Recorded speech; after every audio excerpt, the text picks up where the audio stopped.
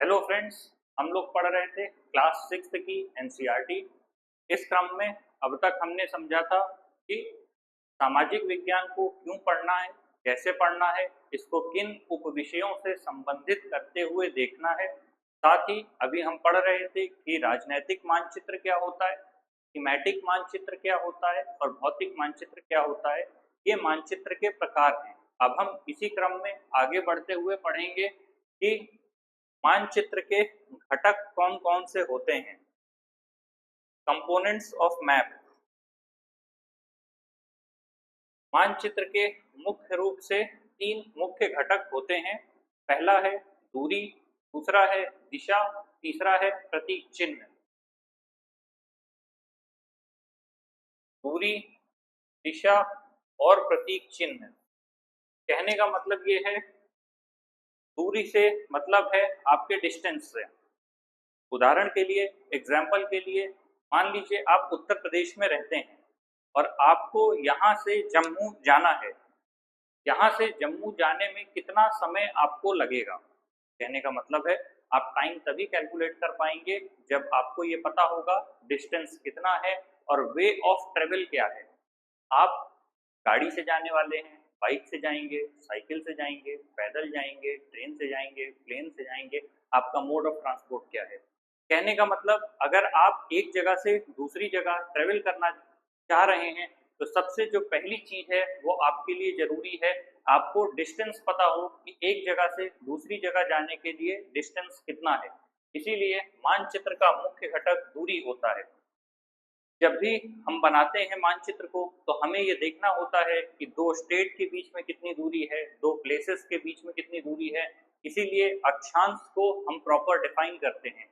देशांतर रेखा मतलब लॉन्गिट्यूड से हम टाइम को पता करते हैं और लेटिट्यूड से, अक्षांशीय रेखा से हम दूरी का पता लगाते हैं।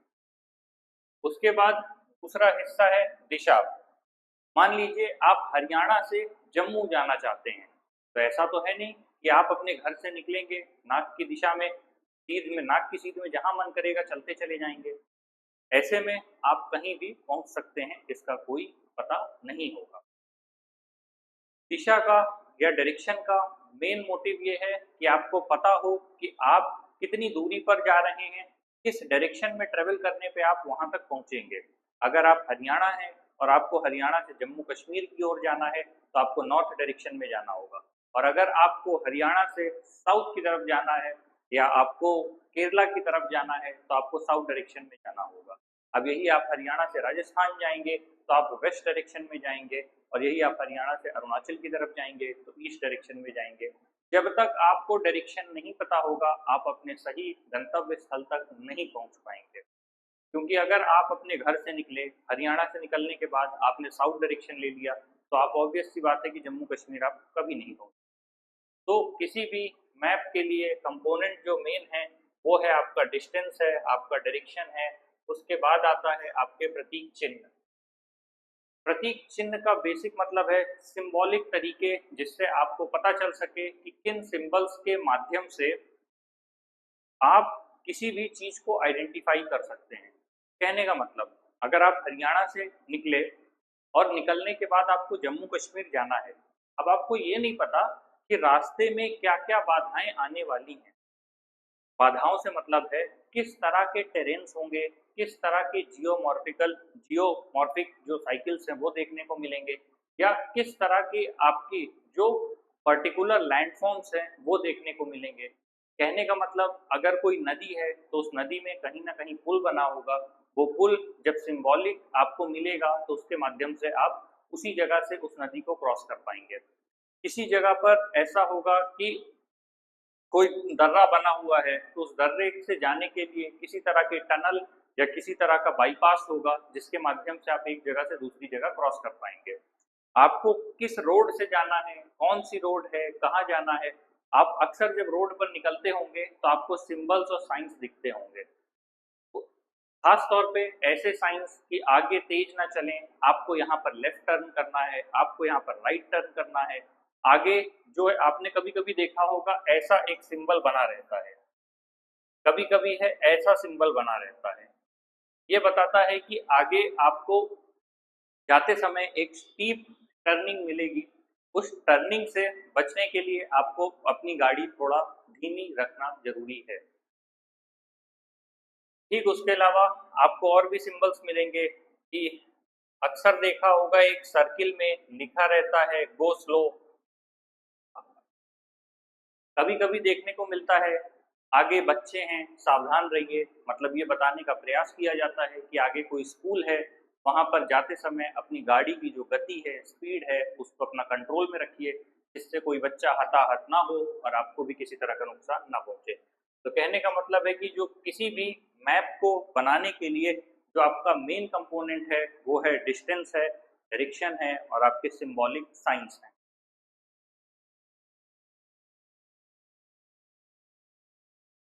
अब यहाँ पर बात आती है कि किसी भी बड़ी चीज को छोटे में करके हम कैसे बता सकते हैं। इसी के लिए हम अलग अलग तरह के जो स्टैंडर्ड्स हैं उनको यूज करते हैं, या फिर हम मेजरमेंट्स हैं उनको लेते हैं जिसके माध्यम से हम आसानी से समझ सकें। जैसे अगर मैप है उसका जो सेंटीमीटर है उसे किलोमीटर से हम कन्वर्ट कर देते हैं। कहने का मतलब ये है कि हम ऐसे भी ले सकते हैं कि 1 सेंटीमीटर, मान लीजिए 1 सेंटीमीटर इज इक्वल टू हम ले सकते हैं 100 किलोमीटर। तो कहने का मतलब ये है कि किसी भी मैक्रो स्केल को, मैक्रो स्केल को जब हम माइक्रो स्केल में लेकर के जाते हैं तो ये जो कन्वर्जन है ये तभी पॉसिबल होगा जब हम मेजरमेंट के माध्यम से किसी भी मैप को बनाने के बाद प्रॉपर उसका स्केल हम देते हैं। जैसे 1 centimetre is equal to 100 kilometre हमने दिया है। अगर हम बनाते हैं कोई रेक्टेंगुलर मैप है, हमने ऐसे बनाया और यहाँ पर लिखा 3 सेंटीमीटर और यहाँ पर हमने लिख दिया 4 सेंटीमीटर। तो जो पेपर में 3 सेंटीमीटर और 4 सेंटीमीटर दिख रहा है, एक्चुअल में जब आप ग्राउंड पे जाएंगे तो इसका क्लियर कट मतलब होगा कि ये जो लाइन है वो आपकी 300 किलोमीटर को डिनोट कर रही है और जो 4 सेंटीमीटर है वो आपका 400 किलोमीटर को डिनोट कर रहा है। तो आपको पता है कि ये केवल जो पेपर है उस पेपर में केवल 3 सेंटीमीटर की लाइन बनी है, लेकिन वही चीज जब आप सरफेस पे देखने जाएंगे तो सरफेस पे वो 300 किलोमीटर दिया होगा। तो कहने का मतलब है सरफेस पे जो चीजें हैं उनको किलोमीटर्स में या एक लेंथ में प्रॉपर कैलकुलेट करके उसे कन्वर्ट कर दिया जाता है और कन्वर्ट करके जब मैप बनाया जाता है तो वो छोटे में रिप्रेजेंट किया जाता है। तो किसी भी बड़े एरिया को जब छोटे एरिया में प्रेजेंट कर देते हैं तब उसी को हम मैप कहते हैं। और साथ ही उसमें डायरेक्शंस होना, सिंबॉलिक होना या डिस्टेंस होना, वो सब कुछ उसमें कंपलसरी हो जाता है।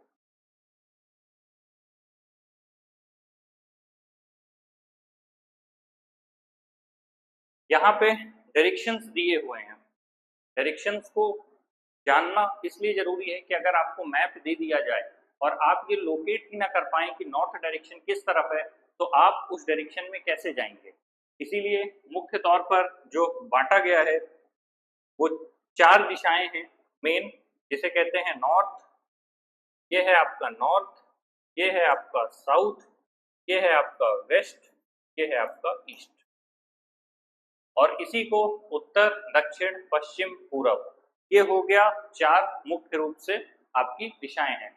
इन्हीं दिशाओं के जो मध्य के भाग हैं वो 2 को मिलाने के बाद बनते हैं। जैसे ये हो गया उत्तर पूर्व, ये वाला हिस्सा हो गया दक्षिण और पूर्व को मिलाने के बाद इसका मध्य हिस्सा आएगा ये वाला दक्षिण पूर्व। ये उत्तर पूर्व है क्योंकि उत्तर ये है और पूर्व ये है, दोनों को मिलाकर उत्तर पूर्व बना। दक्षिण ये है, पूर्व ये है, दोनों को मिलाने के बाद दक्षिण पूर्व बना। दक्षिण ये है, पश्चिम ये है, इन दोनों को मिलाने के बाद दक्षिण पश्चिम बना। ये उत्तर है, ये पश्चिम है, इन दोनों को मिलाने के बाद उत्तर पश्चिम बना। तो ये मुख्य रूप से दिशाएं हैं जिनका ज्ञान होना आवश्यक है और इन्हीं के माध्यम से हम किसी भी प्लेस को लोकेट कर सकते हैं।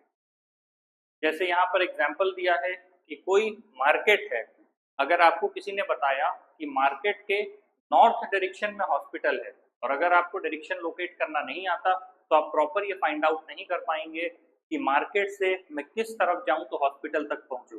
ऐसे में पॉसिबिलिटी ये है कि आपको 3 बार भटकना पड़ेगा और चौथी बार जाके आपको सही डायरेक्शन मिलेगी।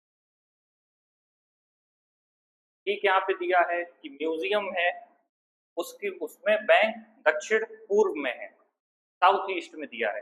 तो अगर आपको साउथ और ईस्ट नहीं पता तो आप साउथ ईस्ट डायरेक्शन को लोकेट नहीं कर पाएंगे।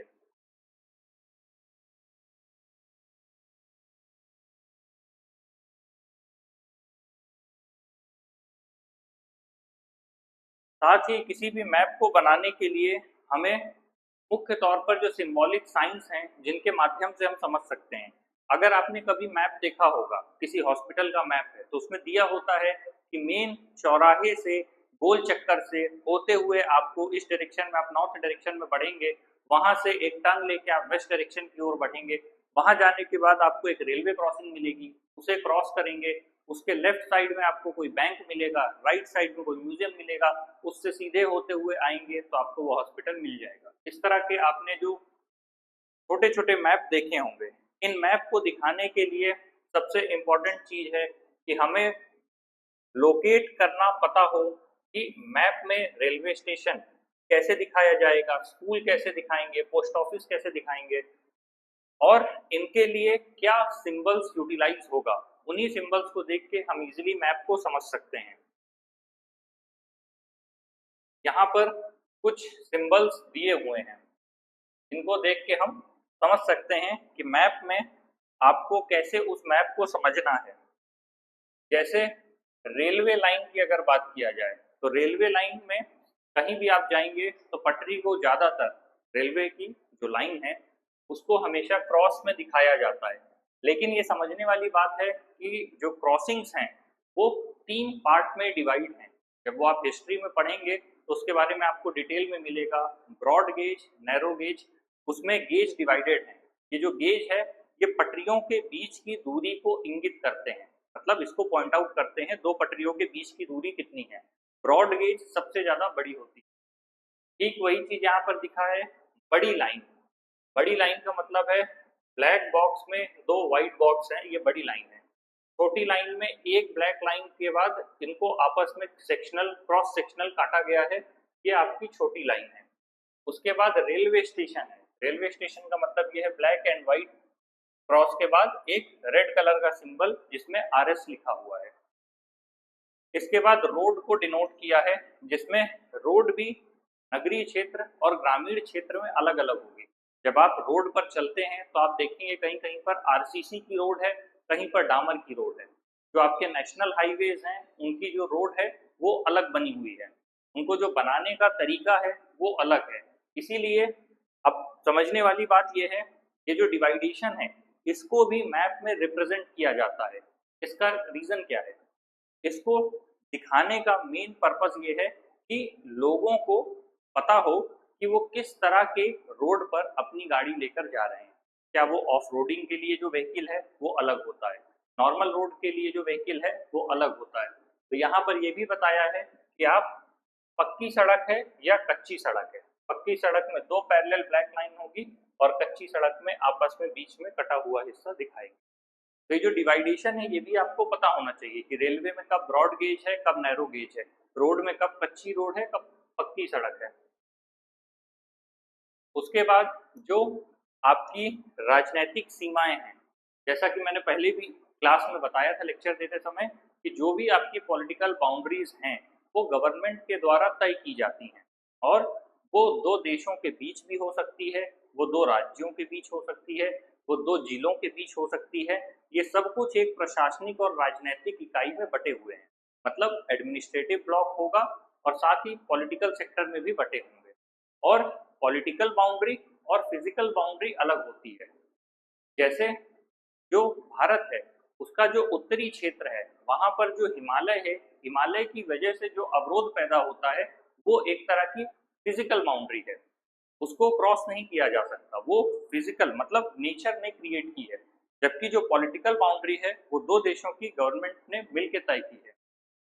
इंटरनेशनल बाउंड्री ऐसे दिखाया जाता है और स्टेट की बाउंड्री कुछ ऐसी दिखेगी आपको। यहाँ पर 2 डॉट है और खत्म हो गया है, जबकि जो स्टेट की बाउंड्री है 2 डॉट बीच में है और साइड में बनाया है। साथ में ही जो डिस्ट्रिक्ट की बाउंड्री होगी वो 3 ब्लैक डॉट होगा। अब उसके बाद भी आता है वाटर को हम क्यों डिवाइड करते हैं। कहने का मतलब आप किसी जगह जा रहे हैं, अगर आपको यही नहीं पता कि आपके आगे नदी है, तालाब है, झरना है, झील है या कौन सी वाटर बॉडी है। दिखाने को तो हम केवल ब्लू कलर से वाटर दिखा सकते थे कि आगे वाटर है, लेकिन ये पता हो कि उसकी डेप्थ कितनी है, वहां जाने पे कितना वो डेंजरस हो सकता है, उन सारी चीजों को डिनोट करने के लिए डिटेल में बताया गया है। नदी ऐसे दिखाई जाती है, कुएं को एक ब्लैक डॉट से दिखा देते हैं, तालाब का मतलब है कि उसकी बाउंड्री को क्लियर करते हुए बीच में वाटर दिखा देते हैं, और सेतु का मतलब ये है कि जहां से दो पार्ट जो आपस में एडजॉइन कर रहे हो या आपस में कनेक्ट हो रहे हो, उसे सेतु को डिफरेंट तरीके से दिखाया गया है।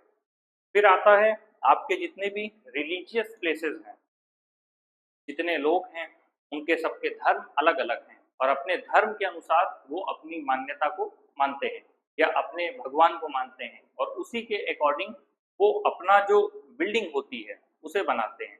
एग्जाम्पल के लिए मंदिर का डिजाइन अलग देखने को मिलेगा। मस्जिद में आप अक्सर देखेंगे कि ऊपर क्रॉस लगा हुआ होगा, साथ में वो नुकीला बना होता है। आप देखेंगे कि जहाँ पे भी मॉस्क मतलब मस्जिद होगा, मस्जिद में ऊपर हमेशा आपको गुंबद बना हुआ मिलेगा। तो ठीक इसी तरह उसके जो सिंबल हैं वो अलग अलग बनाए जाते हैं। मंदिर में एक सिंपल सा ये ढांचा है। गिरजाघर मतलब ईसाइयों का जो समूह है उसमें प्लस सिंबल बना होगा। मस्जिद है, इसमें 3 प्लस का साइन है, और ये छतरी है। तो कहने का मतलब चाहे वो गुरुद्वारा हो, मंदिर हो, मस्जिद हो, सबकी जो डिजाइनिंग है वो अलग है, और ये सभ्यता के टॉपिक में हम लोग डिटेल में पढ़ेंगे। इसके बाद आता है डाकघर, डाक एवं टेलीग्राफ कार्यालय और पुलिस स्टेशन।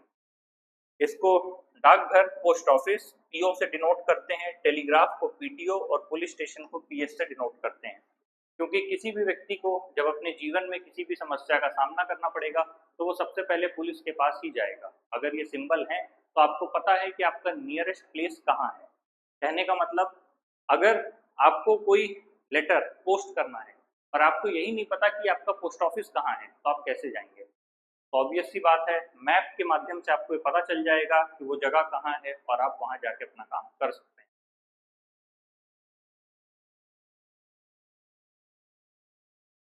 ये है बस्तियां या कब्रिस्तान।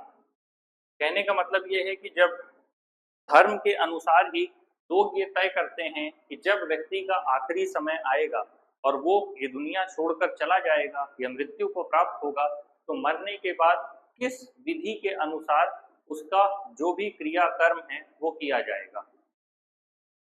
अगर आप उसे अगर वो हिंदू है तो स्वाभाविक सी बात है उसकी चिता बना के उसे जलाया जाता है। अगर वो मुसलमान है तो उसको दफनाया जाता है, और अगर वो ईसाई है तो उसको ताबूत में रखा जाता है। तो उसकी अलग अलग अपनी विधाएं हैं, इसीलिए इसको भी अलग ढंग से डिनोट किया है, बस्तियां और कब्रिस्तान। अक्सर आप देखेंगे शहर में अलग से सरकार ने कब्रिस्तान के लिए जमीन आवंटित की है। ये जमीन मुख्य रूप से उसी समुदाय के लोगों के द्वारा अपने ही लोगों को दफनाए जाने के लिए बनाया गया है। वृक्ष और घास, इसको ग्रीन कलर से डिनोट किया है जिससे लोगों को पता हो। जंगल का सिंबल अलग होता है, वो हम लोग देखेंगे आगे।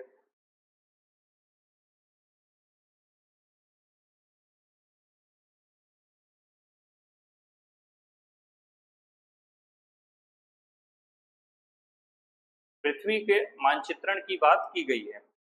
पृथ्वी के मानचित्रण से मुख्य तौर पर मकसद है कि जब आप पूरी पृथ्वी को एक साथ समझने का प्रयास करते हैं तो हम ऐसा क्या करें कि पूरी पृथ्वी को एक बार में हम मानचित्र में बना पाएं। 2D से 3D मॉडल में ले जाने के लिए हम क्या कर सकते हैं। पेपर में हमने किसी चीज को बना दिया, जब हम पेपर में किसी चीज को बनाएंगे तो वो एक चपटी सतह पर बना होगा। अगर आप अपने मैप को ऐसे करके घुमा देंगे, कोई अगर पेपर है उसको आप ऐसे घुमा देंगे, तो उसमें आप पाएंगे कि जो इधर वाला हिस्सा है, जो प्रशांत महासागर वाला हिस्सा है, वो आपस में कनेक्ट होता है, और जो उत्तरी और दक्षिणी अमेरिका है उसका जो पश्चिमी भाग है, और यहाँ पर जो जापान चाइना का पूर्वी भाग है, इनको आपस में कनेक्ट करेंगे तो ये दोनों आपस में एक दूसरे से जुड़े हुए हैं या मिले हुए हैं, क्योंकि वो एक ही सागर का भाग है। इसीलिए कहीं कहीं मैप दो तरह से बना हुआ मिलता है, उसको देख के कंफ्यूज मत होइएगा। और इसीलिए वो आकृति को जब हमें दर्शाना होता है तो सबसे आसान तरीका है ग्लोब के माध्यम से समझाना। किसी भी सर्कुलर वस्तु में ऊपर का हिस्सा आपका नॉर्थ पोल है, नीचे का हिस्सा आपका साउथ पोल है, और उसी के अकॉर्डिंग पूरा मैप बनाया जाता है। 3D मैप से समझना आसान है।